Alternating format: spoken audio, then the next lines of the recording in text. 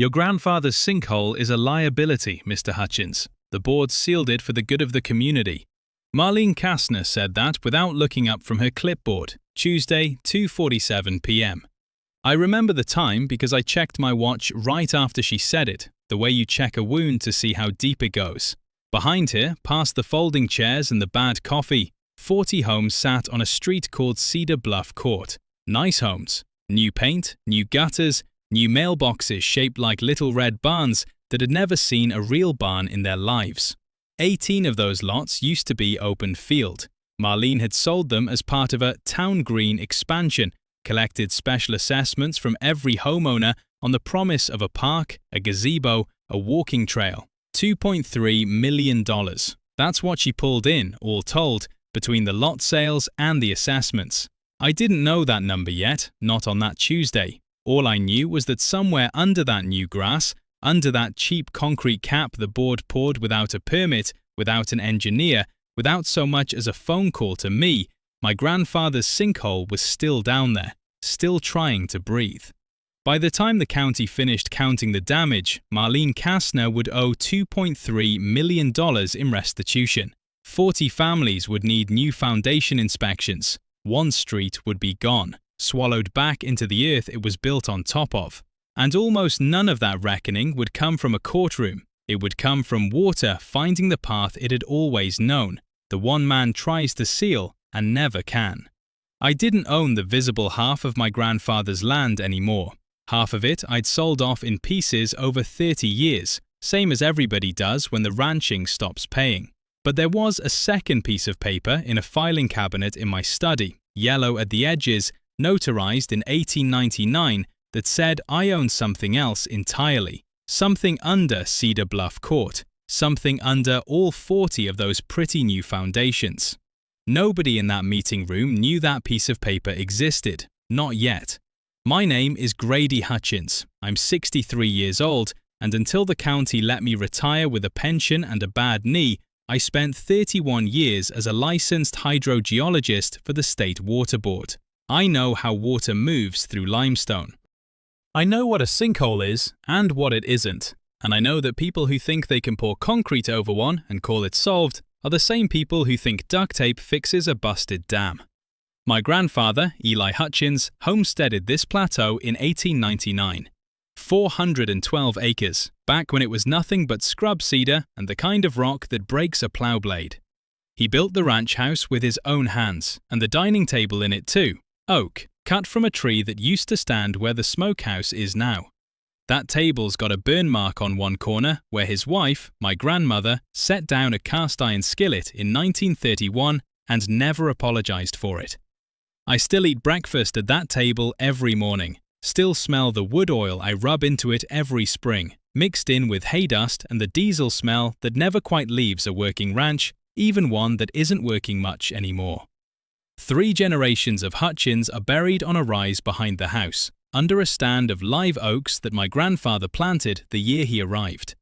Eli, his son, my father, Wendell, my mother beside him. I go up there most evenings when the light gets long and gold, and I tell them what's happening, same as I always have. Old habit, doesn't hurt anybody. The sinkhole sits about a quarter mile from that graveyard, down where the plateau drops toward the county road. My grandfather called it the Blue Hole, on account of how the water pooled dark and clear at the bottom of it after a hard rain. It wasn't a hazard, it was a valve. That whole plateau sits on cavernous limestone, honeycombed underneath like an old sponge, and the Blue Hole was where the pressure released. Where the water that pooled under 40 acres, then 400, then eventually under every house Marlene Kastner's development company built on the land my father sold off, found its way down into the aquifer instead of pooling up under somebody's slab foundation. I know all this because it's my profession, was my profession, and because my grandfather told me, sitting at that oak table, the year before he died.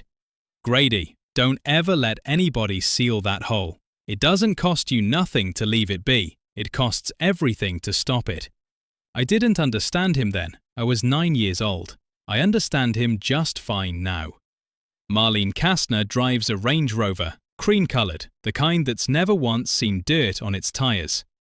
She wears tailored suits to homeowners' meetings like she's presenting to a board of directors instead of 40 tired retirees in a rec center that smells like chlorine and burnt coffee.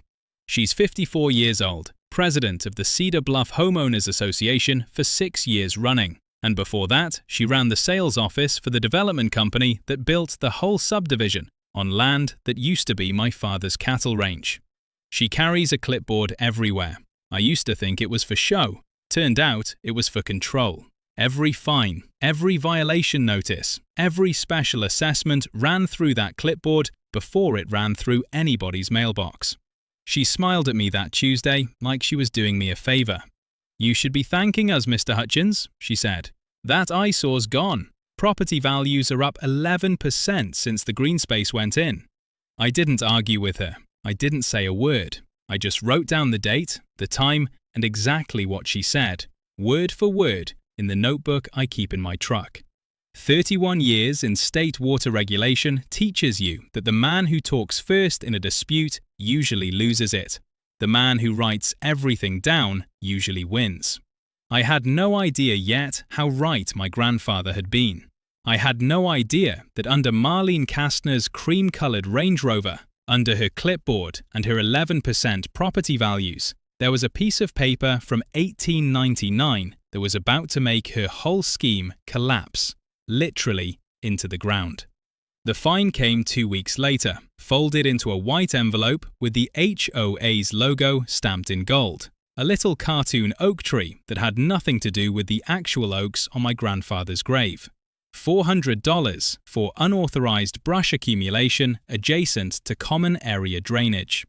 I read it twice at my kitchen table, the oak table, running my thumb along that burn mark like I always do when something's not sitting right.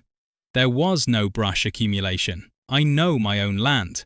I walk the property line twice a week, out of habit more than need, and there wasn't so much as a fallen branch within 30 feet of where the old fence met the town green. What there was a stretch of my land, maybe an acre, maybe a little more, that the HOA's survey had quietly redrawn as common area the year before, without notifying me, without a signature, without so much as a certified letter. I only found out because the fine referenced a parcel number that didn't match my deed. I photographed the envelope. I photographed the fine. Then I drove out to that stretch of fence line myself, camera in hand, and I photographed the survey stakes somebody had pounded into my grandfather's ground. Pink flags, fresh rebar, no county markings on any of it. Tuesday, 2:47 p.m. I wrote it down, same time as the meeting 2 weeks before. I don't know why that time keeps finding me. Maybe it's just the hour the light turns honest out here, low enough you can see every seam in the ground. I didn't call Marlene. I didn't email the board. What I did was drive 40 minutes to the county recorder's office and pull the original 1899 survey plat for my grandfather's homestead, the one filed the same year he built that oak table. I compared it, line for line, against the HOA's updated boundary map. The HOA's map moved my fence line 11 feet onto my property. 11 feet times the length of that boundary comes to just under an acre.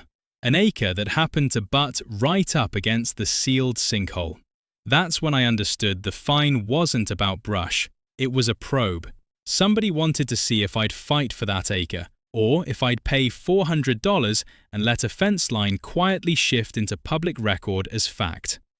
I sent everything by certified mail, return receipt requested, so there'd be a signature and a date stamped by the postal service, something no clipboard could argue with.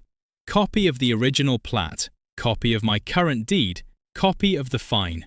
A one-page letter, polite as Sunday dinner, informing the board that the property in question was privately held and that any further HOA action on that acre would be treated as trespass under Texas Penal Code Section 30.05. Marlene called me herself, first time she'd ever dialed my number. "Mr. Hutchins, there's clearly been a clerical error." Her voice had a smoothness to it, the kind salespeople practice in mirrors. "I'm sure we can resolve this without involving lawyers." "I haven't involved a lawyer," I said. "I involved the county recorder. That's a different office." There was a pause on the line, short but real. The board simply wants to maintain consistent standards for the community, Mr. Hutchins. You understand how that works. Everyone contributes to the common good. I understand fine lines and property lines aren't the same thing, I said. You'll have my response in writing. I hung up before she could turn it into a conversation. 31 years testifying in front of state review boards teaches you that the person who stays calmest on the record usually walks out with the record on their side. That confrontation should have been the end of it, a clerical correction, an apology letter, maybe a fruit basket if Marlene had any sense of self-preservation. Instead, 3 days later, a survey crew showed up again, same pink flags, and this time they were measuring closer to the sealed sinkhole than before. That's when I stopped thinking about a fence line and started thinking about what was underneath it.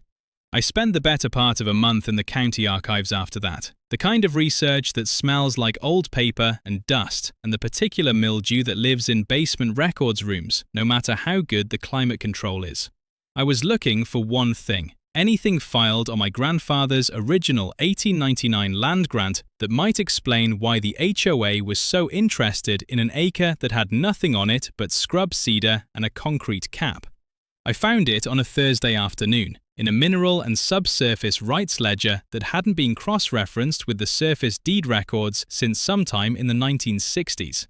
A separate filing, dated the same year as the homestead patent, granting Eli Hutchins and his heirs full ownership of all subsurface caverns, cavities, and water channels beneath the 412-acre original tract, and, critically, beneath any parcel subsequently subdivided from it, so long as the cavern system remained physically continuous. I sat there in that basement room with my heart going harder than it had any right to at 63 years old. Because I knew, the way you know your own hands, that the limestone under this plateau doesn't stop at a property line somebody drew in 1987.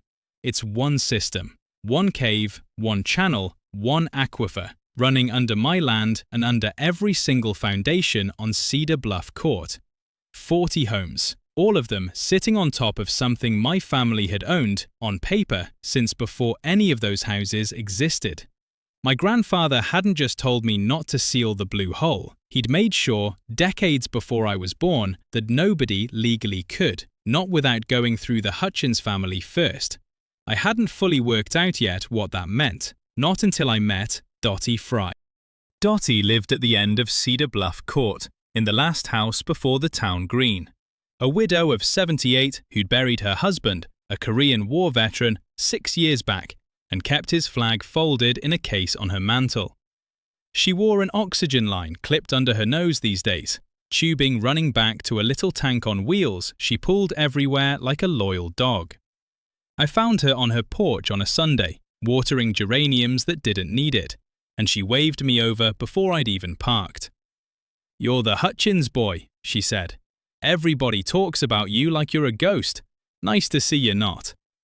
She told me, in about 10 minutes flat, more than the board had told anyone in 6 years.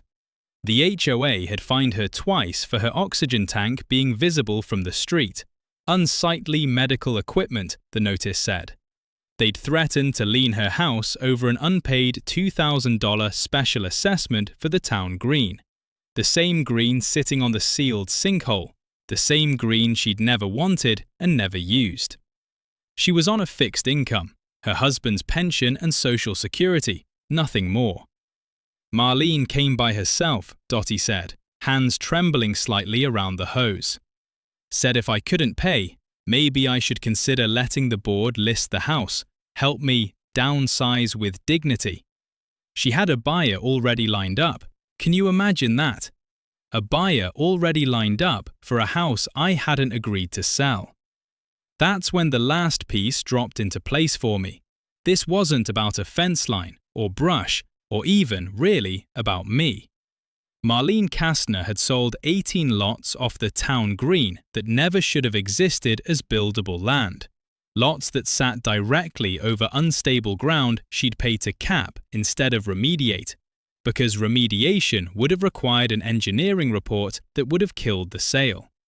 Special assessments from all 40 homeowners, collected under the promise of a park that was, in fact, a concrete lid over a problem she understood well enough to be afraid of. $2.3 million once I added the lot sales to 6 years of assessments. And when homeowners like Dottie Fry couldn't pay, she wasn't fining them into compliance. She was fining them into foreclosure, clearing inventory for the next round of buyers who didn't know what was under their slab. I sat with Dottie a long while that evening, past when the light went gold and long over the plateau, and I didn't say much of anything about the deed in my filing cabinet. Wasn't time yet. But driving home, past the sealed green with its fresh sod and its little paved walking path, I understood for the first time exactly what my grandfather had left me. Not land, not cattle. A trap door under 40 houses, and the only key. 2 weeks after I sat with Dottie on her porch, the HOA posted a notice on her door, laminated, taped at eye level, hard to miss, and clearly meant to be seen by anyone walking past. Notice of intent to file assessment lien. 90 days to pay $2,000 plus accrued late fees.